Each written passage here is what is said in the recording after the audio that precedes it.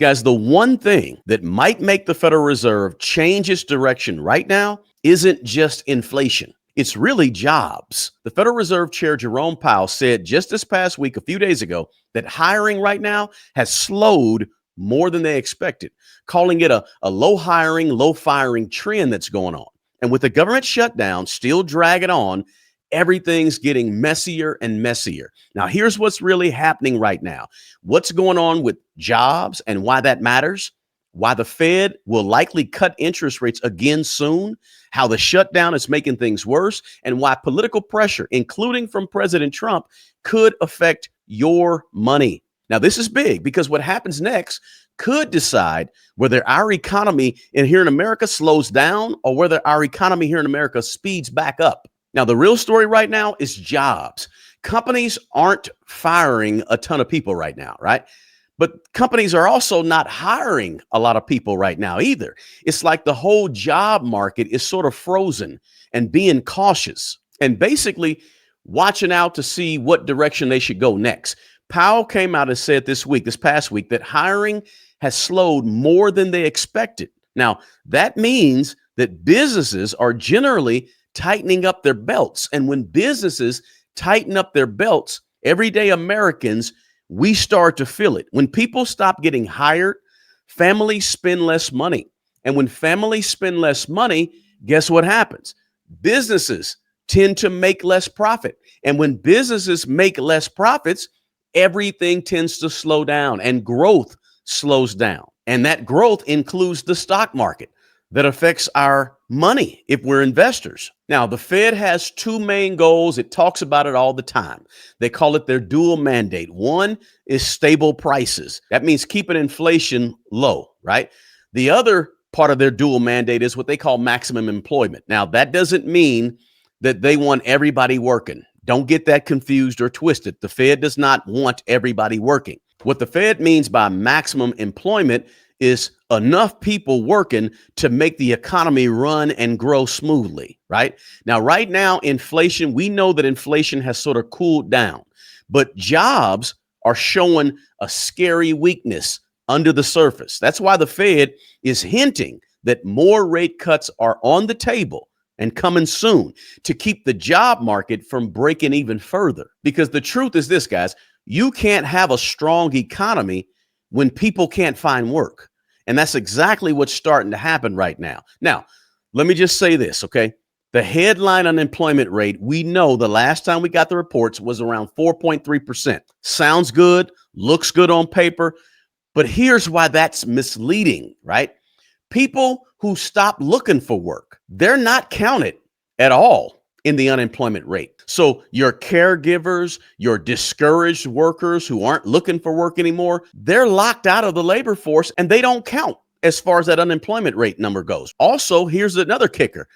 Part-time workers and gig workers, people who want full-time jobs, they're still counted as employed in the labor market number. So even if you only work 1 hour a week, they count you as employed.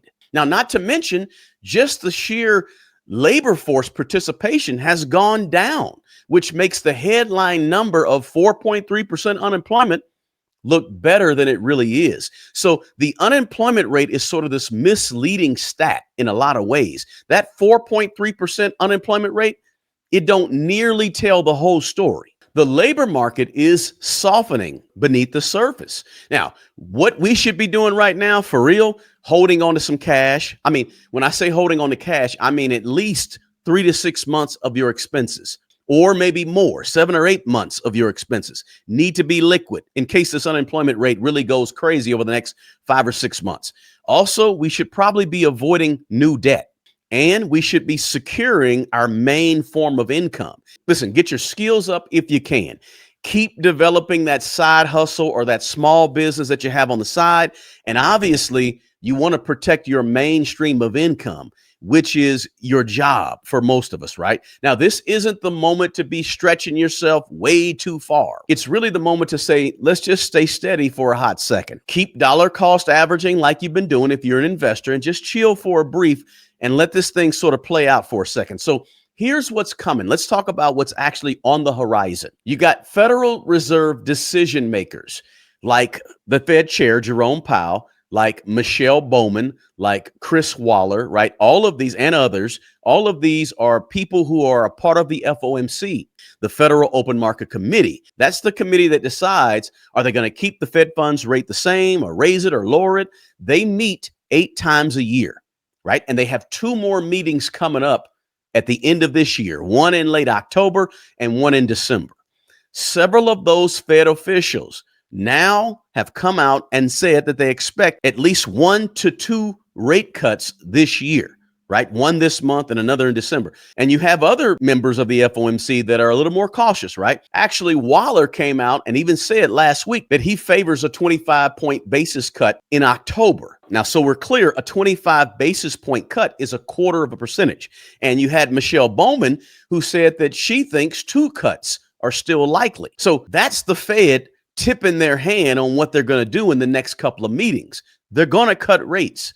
The question is, how much are they going to cut? Right now, the Fed funds rate range is between 4% and 4.25%. And just so we're clear also, the Fed funds rate is merely the rate that banks charge one another for overnight lending. That Fed funds rate trickles down into the rate that banks charge us to actually get a loan. And so when the Fed funds rate goes down, money becomes cheaper to borrow for us, right? And so when the Fed moves, they lower the Fed funds rate or they raise the Fed funds rate.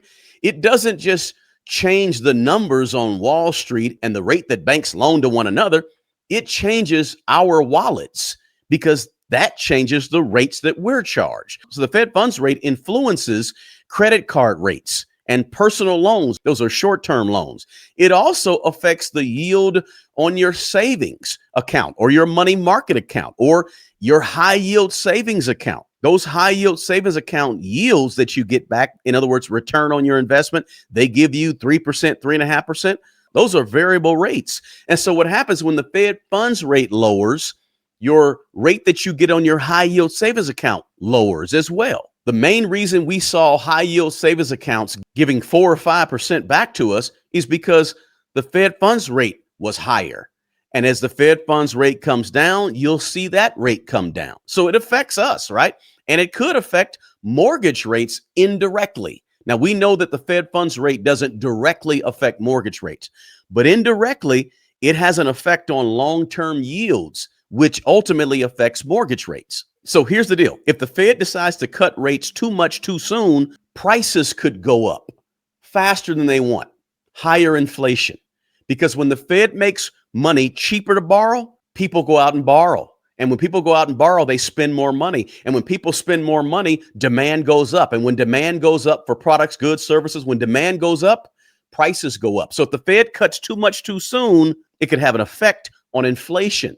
And inflation can go up. If the Fed waits too long to cut these Fed funds rates, or they cut rates too slowly, jobs could vanish more faster, right? So the Fed is sort of walking this tightrope. Hey guys, if you're getting value from this breakdown, go ahead and smash the like button below and share this video with your network of good people. And drop me a comment below. I want to hear your thoughts. If you want more tools and resources to build wealth the smart way, head over to smartmoneybro.com. Everything's right there. My brand new book, Manage Your Way to Millions, my 4 Steps to Maximize Your Money course, and the upcoming Take Control of Your Money, the workshop, which is coming up on October 30th. It's all right there at smartmoneybro.com. Now, let's get back to the video. So guys, there's a number of paths that the Federal Reserve can take with their next couple of meetings. They could make one cut right before the end of the year and then pause and see if inflation goes up.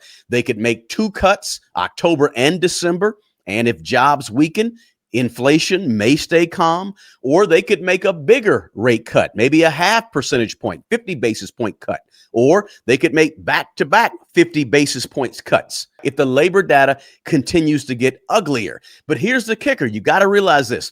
The Fed is always working in a lag environment because the Fed is always using data that drives their decisions that's maybe a month or two old, right? So the Fed is using old data. So there's always this lag in the decision the Fed is making if the FOMC is a data driven FOMC, because they're always focused on data and the data is always behind, right? And this is why some people say this FOMC or this Fed is always late to the table. Well, they're always late to the table because their main driver in decision making is the old data. So something to be aware of. Now, your job, our job, and all of this is to not chase these headlines that we're going to see, right? The headlines are meant to frighten you into watching the next news segment, right? So you have to be careful not to go on emotion and adjust your position with your money according to facts, right? And according to where you are with your current position in your own four walls. The other thing is this: the government shutdown is sort of the wild card in a lot of this, okay? The federal government shutdown that began back on October 1st is now in its third week. And we've got about 900,000 federal workers that are furloughed, laid off until the government opens back up. And we have another 700,000 federal government employees that are working without pay. That's 1.5 million people that are not getting paid right now. And we also know we recently had a judge that sort of blocked President Donald Trump's effort to start cutting some of these federal workers during the layoff. Now, key reports like your September jobs report, your October CPI reports, they've all been delayed. Now they're coming, but they're going to get here late. So the Fed is sort of flying blind right now until they see those numbers. Now that means businesses with federal contracts, they're also losing money too. That's a lot of businesses. And we also see consumer confidence starting to go down as well. What this means is this: we should expect more inconsistency in terms of the data we get from the government. And some of you may be saying, look, we're already used to bad data. But listen, this fact that we don't have data, it's going to create just more market volatility for your investments. Keep that in mind as well. The stock market may start feeling it too. It means we also should be saving a little extra if we can, like I said earlier. And the other big thing is this: from an investor standpoint, we need to stay alert for opportunities. When people start panicking and people get scared and consumer sentiment goes down and you see volatility in the stock market, it can create long-term discounts for investors who are steady. When data goes dark and we don't get data, confidence drops, right? That's when opportunity shows up for people who are ready, investors who are ready. Now, the Fed is technically independent, but politics always has a way of creeping into what the Fed is doing, right? The Fed will continually say that we're not political, but it's not always true. Look, presidents appoint people to positions in the Fed. So presidents are going to be appointing people in the Fed who are on their side, right? We know that President Trump has publicly come out and urged the Fed to cut rates immediately. And some members of the Fed that he appointed back in his first term, like Waller and Bowman, they're already leaning that way and saying it publicly that we should be cutting rates, or that they think rates are going to be cut in the next couple of months. Political pressure can make the Fed move faster than they want to. I don't care that the Fed comes out and says they're not a political organization. The pressure matters. That's why the Fed Chair Jerome Powell keeps saying that we're following the data. We're following the data. We're not following the noise. Well, we know the noise is going to ultimately have an effect. So while this political volume goes up, stay focused on the fundamentals, guys. Jobs, inflation, debt, spending, your own four walls. These are the things that are really driving our money. So to sum it up, jobs are slowing down. The Fed is giving us a signal that they're going to be cutting rates. The shutdown adds more pressure. Politics adds more pressure. And so, yes, your money is about to change again. You need to be preparing for that right now, right? How do you prepare? All the things we talked about. Plus, you may consider, if you see rates go down dramatically, you may consider refinancing, paying down high interest debt, building an emergency fund and protecting that emergency fund, right? Because you may need liquidity in your money if layoffs rise, right? Also, we want to always avoid lifestyle creep and lifestyle inflation, right? And listen, don't let lower rates trick you into going out and spending money that you wouldn't have spent otherwise, right? That's the way they sort of keep us on these puppet strings, right? Your job is to keep investing steadily. Like I said, dollar cost average, long-term broad-based funds, and don't try to time the market. Strengthen your skills.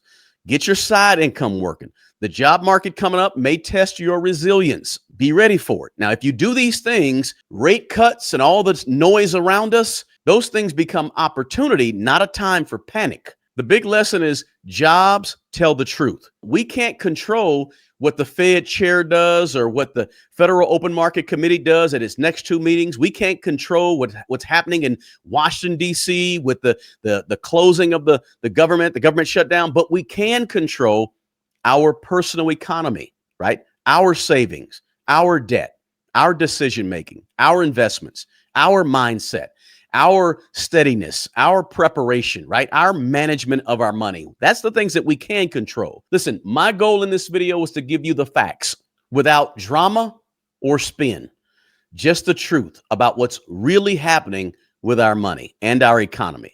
Your money's about to change again. It's happening. So be ready and be prepared for what's next. If you want more tools and more ways to build wealth, even in a down economy, visit me over at smartmoneybro.com. It's the first link in the description box below. And if you got value from this video, smash that like button for me. Drop me a comment and share this video with your network of good people. And remember, the best person to take care of the old you is the young you. Until the next video, peace.